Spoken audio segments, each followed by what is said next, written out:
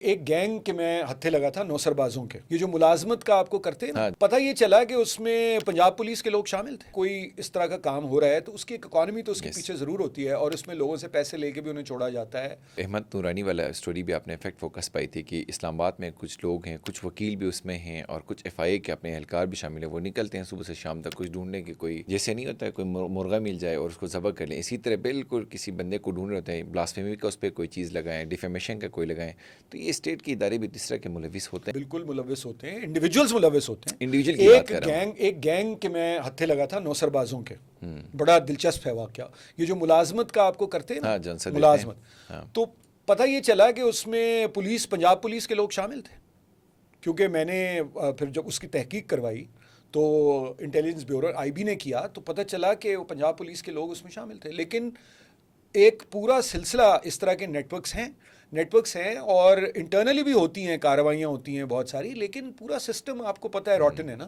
تو یہ بالکل ہے، جہاں سے بھی دیکھیں ہر چیز کی ایک اکانومی ہے۔ جو بھی آپ کو نظر آئے گا نا کہ کوئی اس طرح کا کام ہو رہا ہے تو اس کی ایک اکانومی تو اس کے پیچھے ضرور ہوتی ہے، اور اس میں لوگوں سے پیسے لے کے بھی انہیں چھوڑا جاتا ہے۔ بعض لوگ پیسے نہیں دے سکتے تو وہ لمبا دیر تک وہاں رہتے ہیں، جائیدادوں کے جھگڑوں پہ اس قسم کے مسائل ہوتے ہیں۔ تو یہ اس اکانومی کو بریک کرنا، ان گینگز کو توڑنا۔ اچھا، جہاں تک بات یہ فیکٹ فوکس فیکٹ چیک کی ہے نا، تو نورانی صاحب کی رپورٹ اپنی جگہ بالکل ٹھیک ہے اور وہ تو ایک مخصوص بات ہے، لیکن اس سے مجھے یاد آیا کہ جو فیک نیوز والا معاملہ ہے نا اور فیکٹ چیک جو ہے، اس میں بھی پاکستان میں ایک بہت سیریس مسئلہ ہے۔ وہ یہ کہ اگر آپ عمران خان کے حامی ہیں تو قاضی فائز عیسیٰ کی، اور آپ نے یہ سمجھ لیا ہے کہ قاضی فائز عیسیٰ جو ہیں وہ عمران کے مخالف ہیں، تو قاضی فائز عیسیٰ کی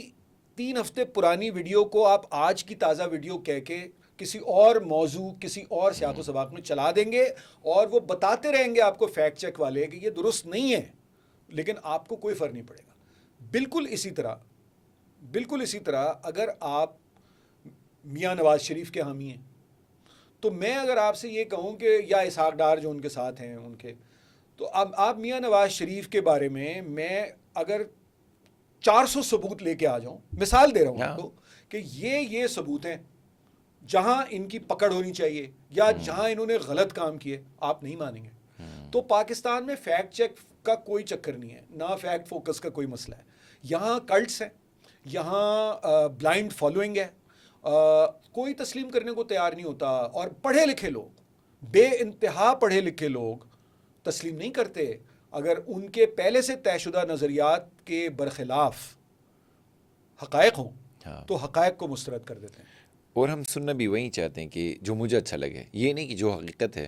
تو ایک نیشن سے موب والا ٹرانزیشن نہیں ہوا، ویسے ہم موب بن گئے۔ نیشن تو خیر ہم کبھی بھی نہیں بنے تھے، لیکن ایک نیشن کی طرف جا رہے تھے، نیشن کی طرف جا رہے تھے، سوسائٹی ایک کریٹ ہو رہی تھی لوگوں میں۔ تو اب تو بالکل موب اور گینگز ہیں، اور آپ کو اپنی سیاست میں بھی اسی قسم کی جو جیسے کیا کہتے ہیں پولرائزیشن، شدت پسندی، پولرائزیشن آپ کو اپنی سیاست میں بھی نظر آتی ہے، اپنے سماج میں بھی نظر آتی ہے، اپنے مذہبی عقائد کا جو ڈومین ہے، حلقہ ہے، اس میں بھی نظر آتی ہے، اور یہ کام بڑھتا جا رہا ہے۔ اس کا حل صرف یہ ہے کہ آپ کلچر، آرٹ اور ایجوکیشن کو فروغ دیں، خاص طور پر آرٹ اور کلچر۔